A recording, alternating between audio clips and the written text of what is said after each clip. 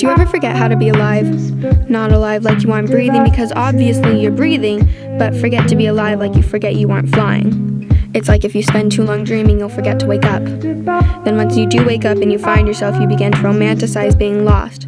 For me and him, everything felt like a dream, and I think that's when it started to fall apart. I didn't think about the big picture that was me and him. No, I wasn't thinking about that.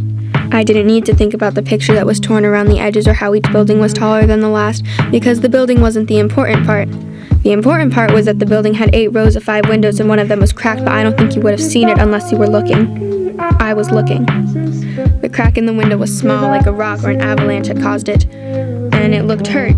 It looked broken. I think it would have been red. The building, I think it would have been red because that's the color I felt when he broke me, like the window was broken and I never thought I'd be able to relate to a window, but it's the color I felt when he left me for her, and it's the color I felt when I stopped seeing color. So here we are. And I know he seems like something out of a Nicholas Sparks novel, but he couldn't have been because of everything I've ever known. He was the realest of them all. We could feel the earth turning sometimes and everything was blue and purple and yellow and green with him. He was so much more of a dream than I would have ever imagined, but anything is a dream if you refuse to wake up, right? And you could give me the choice to be happy or rational if you want, but you can't expect me to be happy when someone I love just told me I didn't deserve it.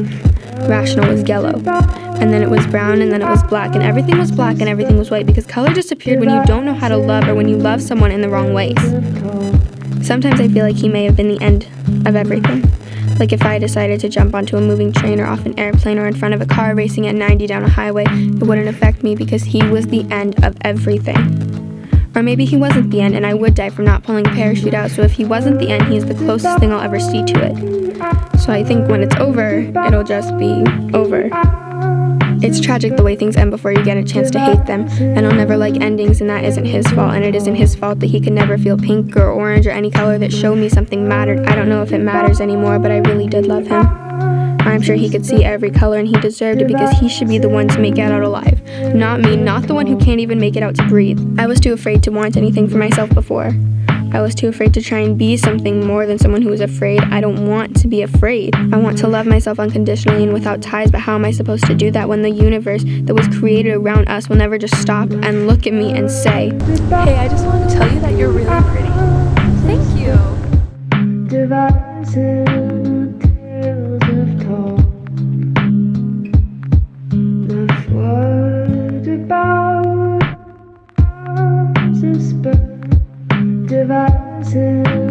Hey, can you see it? No, the color, can you see them?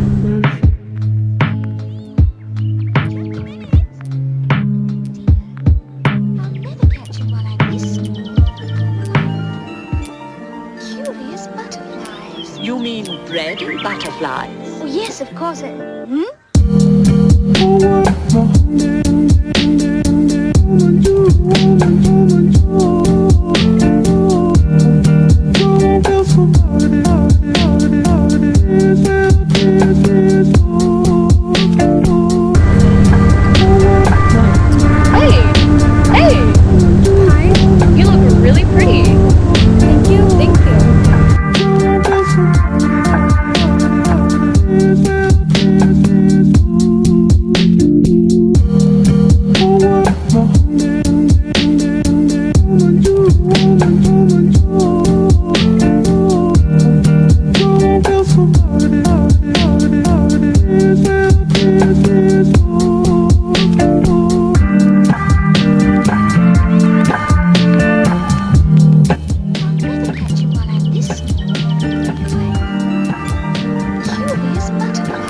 You mean bread and butterflies? Oh, yes, of course.